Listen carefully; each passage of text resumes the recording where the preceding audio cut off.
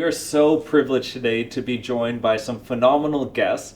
We have Ben Pearson from the Churches of Christ. We have Pierre from Northreach Baptist. We got Lauren from Central City Mission. Fiona from the Global Leadership Network. And my name is John. I'm the pastor of the Rock Christian Family. We hope that you enjoy the discussion today.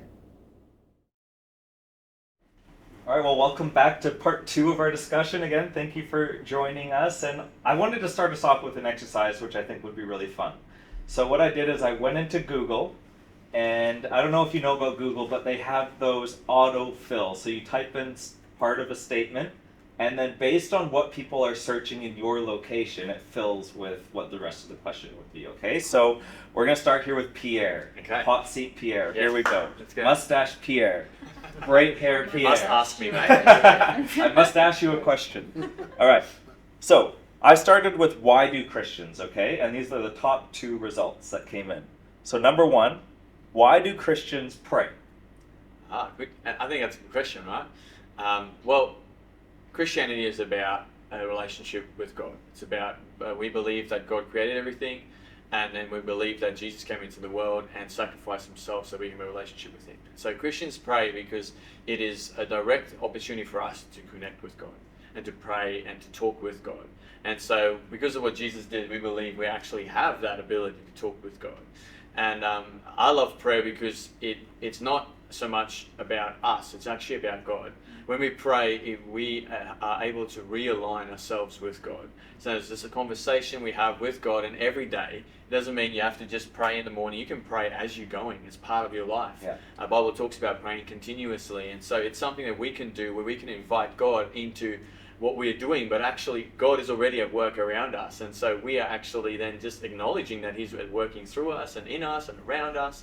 And so it's that conversation with God. So what you're saying, it's not about like genie in a bottle, get what you want. No. No. Okay. It's not a recipe you follow. Okay, got it. Yeah, prayer actually teaches us more. So it's about that alignment with God. Yeah. So second one, why do Christians fast? So they can get fast.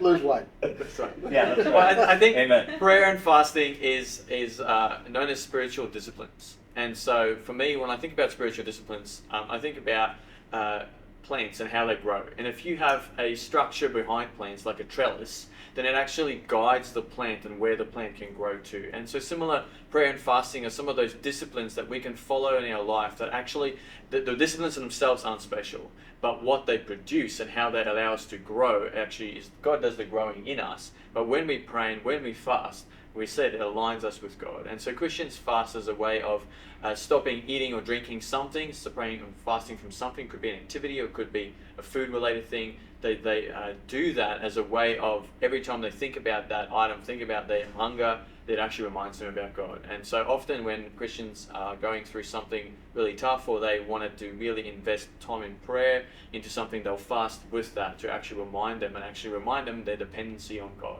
So fasting again teaches us more about God and our dependency on him, and it's part of that relationship we have with God. Right. So if you've ever asked why do Christians pray or why do Christians fast, now you know. All right, second, Fiona. I put in can Christians, all right? So here it is. Can Christians swear? Can you speak? Yes, we can. Should we? That's a whole other question. And, Do we? That's another question. Some people do. I didn't realize this was confession time. Look, I think, can Christians swear? Yes. I mean, in the sense of we can talk and speak, we have the ability to do it.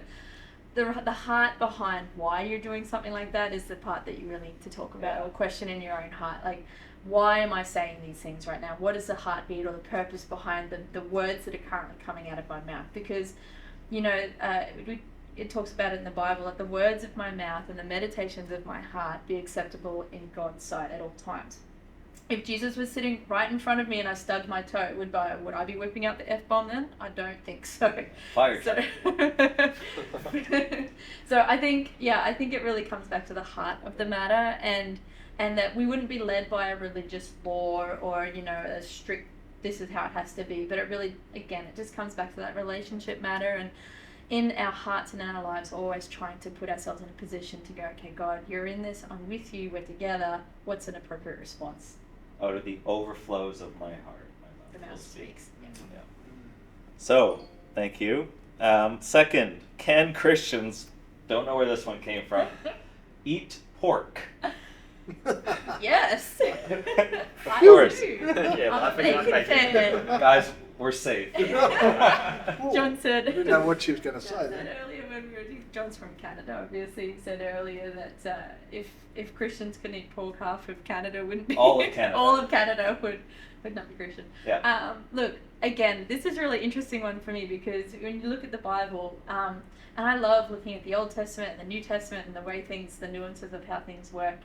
You know, in the Old Testament, God did put a bit of a structure around the Israelites when they were asking, what should we do? These guys were slaves for 400 years. They didn't know who they were. They didn't have their identity. They had no structure around them. And God actually said, look, these are some things that are good for you to do, and these are some things that are not good for you to do. And it wasn't to restrict them for the fun of it or the sake of it. It was actually for the benefit of them. So in the Old Testament, God did say, not really a good idea to eat pork. And there was a reason for that. It wasn't good for them. It was actually quite unhealthy, and there was health concerns and risks that came with eating it. Now in the New Testament, crazy thing about that is that, in Corinthians, Paul writes to a bunch of people who are arguing about this whole factor, going, what can we eat? What should we or shouldn't eat? And in that, he basically says, look, everything's okay if you're in that relationship with God, but don't let your freedom cause somebody else to stumble. So in this place, as Christians, even though we might feel the freedom to eat pork or eat bacon as much as we want, if it's an issue to somebody else, be sensitive, be kind, be more compassionate and caring towards them than your own selfish desires in that case. All right, Ben, we're up to you. And because your questions might have been a little bit more tricky to communicate, Thanks for or that. just going soft on you here, the one autofill for do Christians, the top one, was do Christians believe in the Old Testament? Yeah, look, we look at the Old Testament, and a lot of Christians, I think, get overwhelmed. And I think that seeped out to the world a little bit, that there was so many laws and there's so much rules and regulations. But I think as we become deeper in a relationship with Christ, we see that actually the Old Testament actually describes the Father heart of God. And we see the richness of the Old Testament. And so, yes, Christians believe in the Old Testament. They believe that that was the old covenant. Yeah. We are not under that now. We're under the new covenant. Thank you, Lord, for that. That we are set free from that. But we still see the Father heart of God. You know, He never leaves His people. He's always with them. He desires the best for them. You know, there's this beautiful fatherly nature that comes out. And it's the story of the preparation of Christ to come and the need for God's story to move into the crux of it, which Yeah. was Christ. Yeah. All right, Lauren, you're up. So, we're back to 2. Please tell me I'm not getting the swear question again. No, we'll keep swearing off. We really need to dive into that one a little bit more. No. So, what is Christianity was the statement. And what is Christianity according to the Bible? Whew, big question. Blow it up. This could go a lot of different directions. I think the story of Christianity according to the Bible is the story of God at work in the world. And we see that in Genesis. We talked about that a little bit last week, about how God brings order out of chaos, establishes just all of creation and what that's about. And then it's this ongoing faithfulness to the development of that creation. We see that all throughout the Old Testament, where people get themselves into some huge troubles. But God is faithful. He's appearing in burning bushes. He's directing people. He's giving them voices of prophecy to help them understand how to be in the world.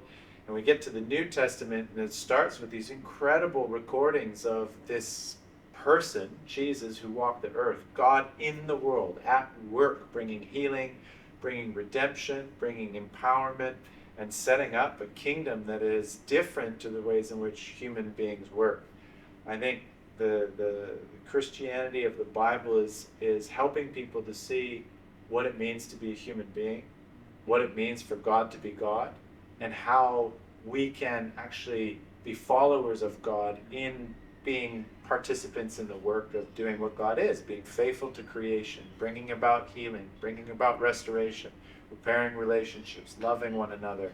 And it's all done through the lens of being able to see Jesus at work and to see God at work in the world. And I think that's, for me, and I'm sure that many people will have many different answers to this, Yeah. but that's the Christianity of the Bible. It's Yeah. God at work, God being faithful, God being invitational to us as people, and then for us to be participants and responders to that invitation. Yeah.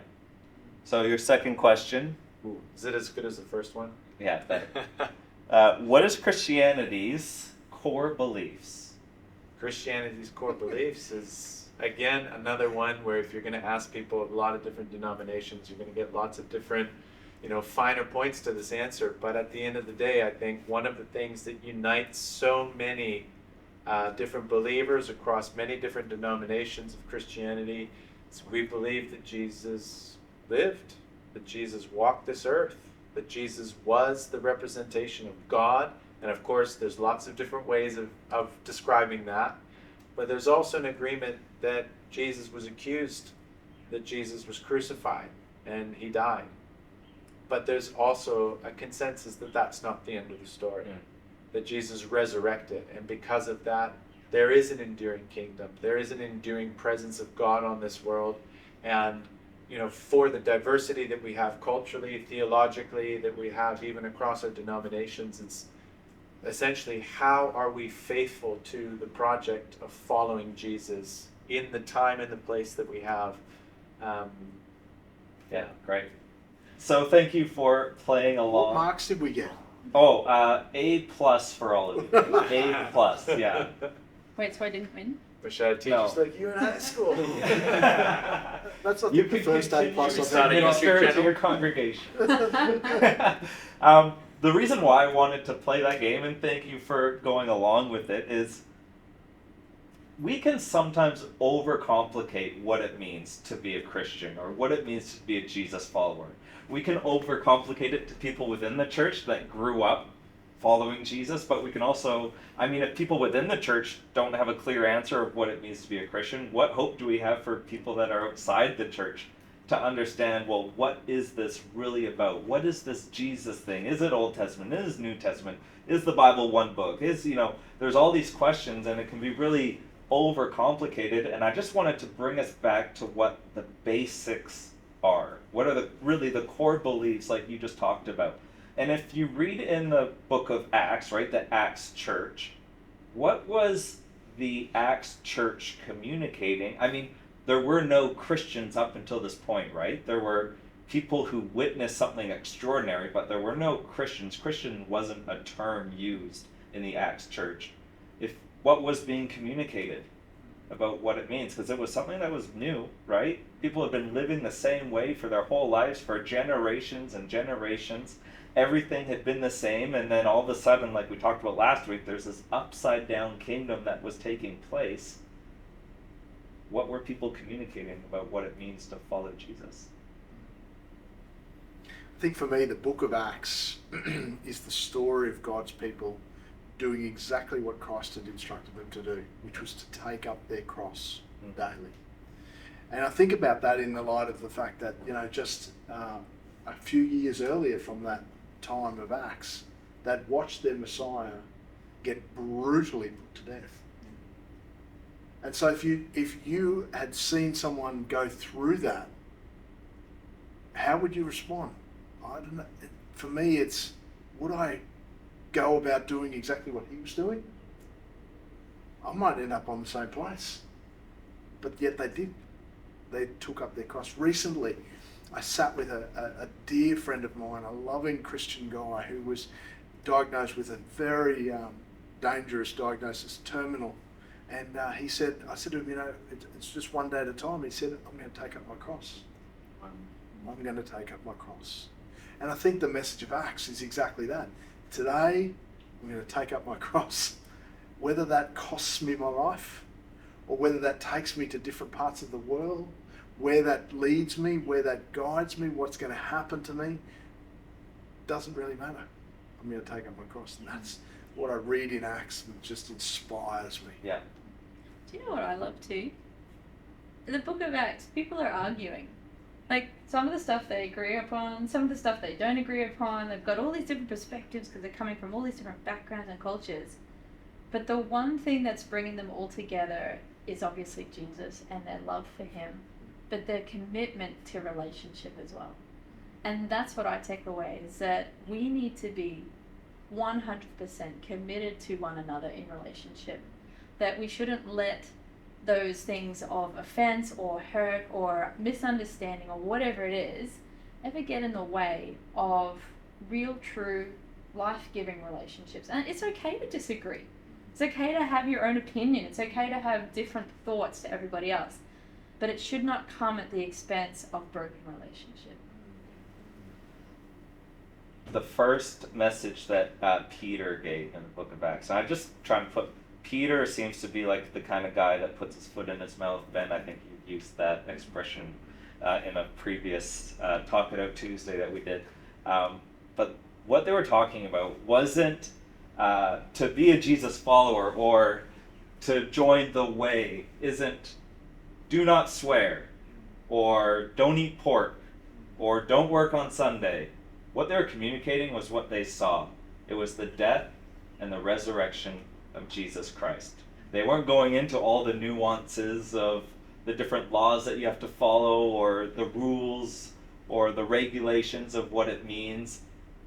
I mean, if someone dies and then 3 days later raises again, like, I'm going with that guy. You know what I mean? Like, I'm going to choose to follow him. Yeah. And they weren't talking about, like, they didn't have the Bible as we have it. It was all from what they had witnessed. And they were communicating. They had this urgency to share what Jesus had done for the world. And I think we probably lose that urgency. Maybe we create that message of the gospel, make it a little bit muddy, of we follow Jesus. He died and rose again. He was the ultimate sacrifice for our sin. And that's the message of Jesus. And Jesus, when we were talking about all those rules, sorry, I'm blabbering, but we were talking about those questions that people were asking about faith. And Jesus left, what I love, and you might disagree with this theology, but just bear with me, that there were 613 laws. There was 10 commandments that Moses had. And then there was like, love God and love your neighbor. Love the Lord your God with all your heart, soul, mind, and strength, and love your neighbor as yourself. There's 2. And Jesus brought it back down to 1.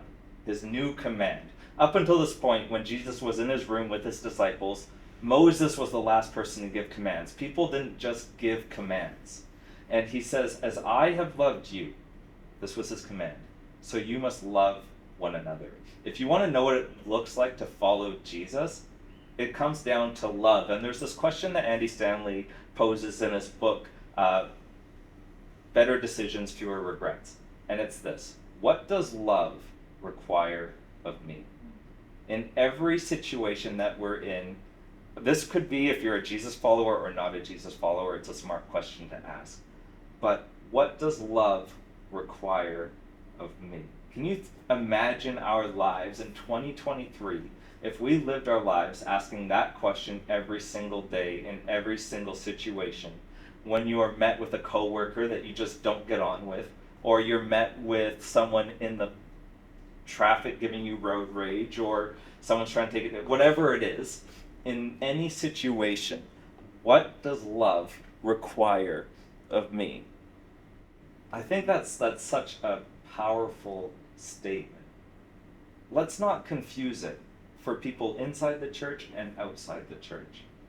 Jesus came, he was sent by God, he dwelt among us, and he came to pay the price for our sins so that we could be in a relationship with our Heavenly Father. God wanted to be, it's about God, it's not about us.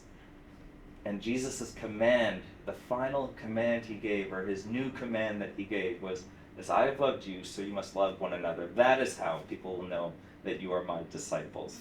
Not by, out of the overflow of your heart, your mouth speaks, but it's not by your language. It's not by if you eat pork. It's not by all of these other things. It's how you love. one another. That's how people will know that you are my disciples. And Jesus, I mean, we'd be crazy not to take on the life of Jesus, to try to emulate his life in our lives.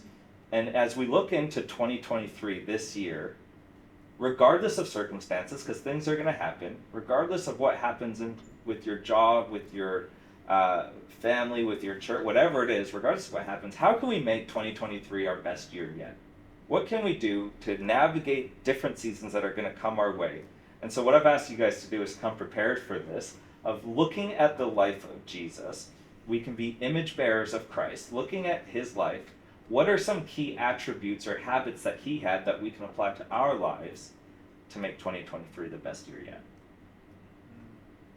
It's interesting when you talk about the best year. I often think about, what are the accomplishments, what are the standout moments that I think about from last year that make me say the best year. And certainly when I was younger, I'd have a list of these things that I wanted to achieve, wanted to do, savings targets I wanted to hit, all that kind of thing.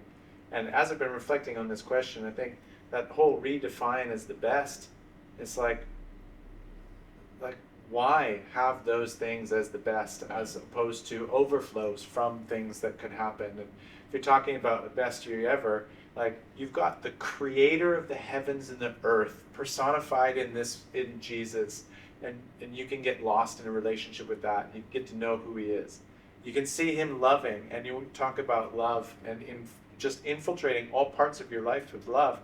That can't help but improve your life with your spouse, your life with your children, your life at work. And when you're doing that, even in the moments that you might be going through extreme grief, or you might be going through loss, if you can infuse those moments with meaning and with love and with connection, you walk away far richer than if you had numbers in your bank account or if you had achievements. And I think, how can you even give yourself permission to be even accept yourself and love yourself in a deeper way? And to be able to do that, we often talk about loving our neighbor as we love ourselves, and we put a lot of emphasis into how we love our neighbor, but we don't always receive love in the same way and give ourselves permission to be loved by others or even ourselves. Coming full circle, what would be that? What would the year look like if you could say, if I could just get lost this year, lost in learning who Jesus is, lost in allowing him to be the definer of love, and lost in the work or the task of trying to imitate that love strategically in the places where I'm set. Yeah. And just standing back and being I'm not going to necessarily put parameters around what that means for myself and other people, but I'm just going to simply do it to the best of my ability. And if it's messy and if it's argumentative or whatever, I'm going to stop, I'm going to reflect, I'm going to try again, and I'm going to get back in there. And I'm going to be a lover. I'm thinking about your sermon illustration for the other day. I'm going to put my love undies on and I'm going in everywhere. I'm going to do it. And just put on love. I think if that's the case, then you free yourself from having to tabulate it as this success fail metric where it's I've got to always be a 9 out of 10, because honestly, love sometimes is faithful and you feel like a 0, but you don't cash it in until you've persevered for a long time, and then you're wow, okay, this is what love is. So sometimes it's for the now, sometimes it's for the later. And I often think in church we get a lot of couples who are dealing with stuff, and you have arguments and you try and encourage them through it. I often think if you could secure your finances, if you could secure your other thing, would you be willing to take 3 months, 6 months in and invest in that space and invest in love and everything that it works, knowing that it might be messy for the 6 months, but it'll buy you 5, 10, 15 years or a lifetime together? Would you be prepared to make that investment? And we'd be really quick to be able to get 10% return on whatever investment we have in the bank account. But think about what kind of return that is. You just think, man, go in there. Just, it's never too late to repair a relationship. It's never too late to invest in a person. It's never too late to serve one another and see what that might mean in your community. And get away from what it means for that to be the best, but just see what happens. And I guarantee it'll blow your mind in unexpected ways that you'll be richer for it. So So you Put gotta your love on. put your love undies on. Thanks, Oh. Pierre. Yeah, I just really love the life of Jesus because Jesus had so much purpose. Yeah. He really had a purpose to what he was doing. And he came as a man to show us who God is with flesh on. And as Jesus lived his life, he was connected to the Father. And we see that throughout. Jesus constantly had this relationship with God, giving him the clear purpose of what he was there to do, what he came on earth to do. And the crazy thing to me is that the Creator God created each one of us. And he created us unique and different, with different gifts, different skills, different personality. And he gave us purpose. And so in your life, this year, as you live your life, if you discover more about who Jesus is, it actually will help you discover more about who you are as a person and who you were created to be. Yeah. And so as we start unraveling and understanding who we are, our personality, our gifts, and how it all fits together, and we start getting this purpose for our life, all of a sudden we start living with a new energy. Like we start understanding that God created us for a purpose. He has plans and purposes for our lives. And all of a sudden our lives become richer. And we become so much enjoyment out of that. I think so often in our life we're striving for things, but we forget to understand who we are and our identity and how that's wrapped up in God. And then as we discover more about Jesus, our fulfillment and our purpose becomes so much more clear for our life. So maybe this year is a time to actually rediscover and just living that out, which is really cool. Yeah, one of the habits that Jesus I've observed in him in the last couple of years is something that I'm really working on my own. And being the older one out of this panel, unfortunately Dave Frew isn't here to help me along this way, but being the older one around here, I've just really identified more and more as I've got older with Jesus retreating away to be with his Father. Just intentionally taking that time away from the crowds, away. We see him go away in the boat, we see him go out to Gethsemane. Several times, he goes up the mountain, he goes away just to be with his Father. And the longer I serve God, the more I crave that deeper level of intimacy that I see that Jesus had, that real intimacy with God, with the Father. And look forward to that every day. And I think that's something that God's challenging me on.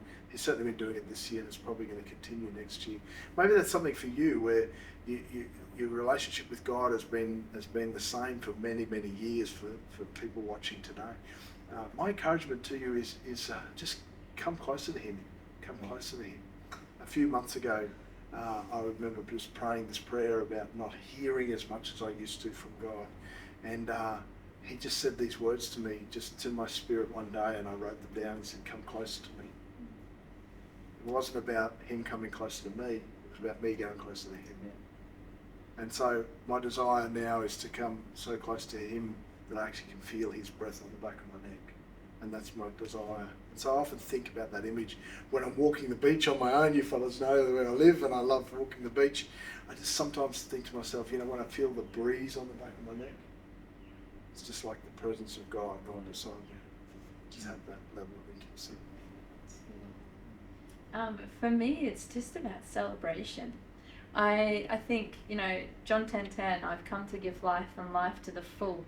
I think that one of the daily habits that we can actually walk out intentionally is celebrating the small moments as well as the big moments.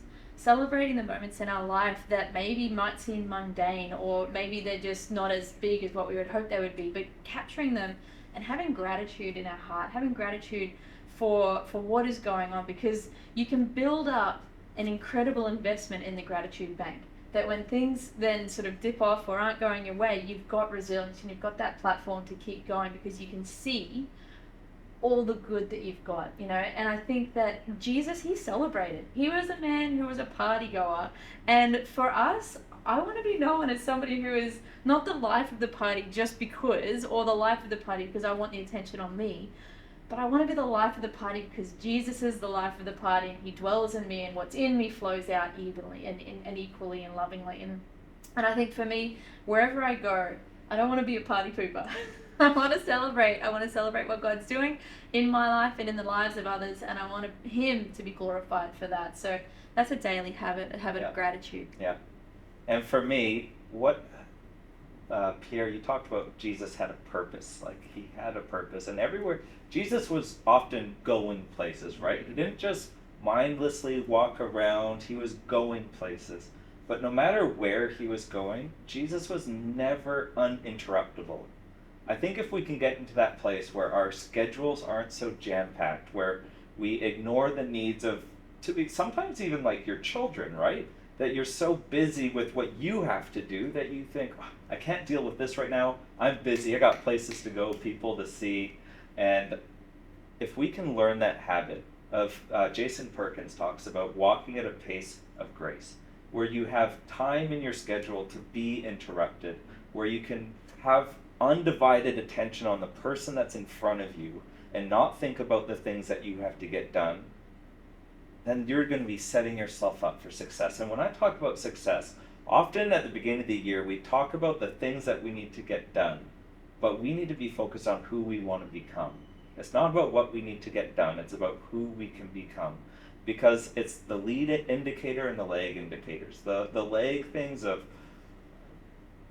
maybe the things that we want to get done in the year, our typical New Year's resolutions, are going to be coming out of that place of being healthy and producing fruit out of our lives.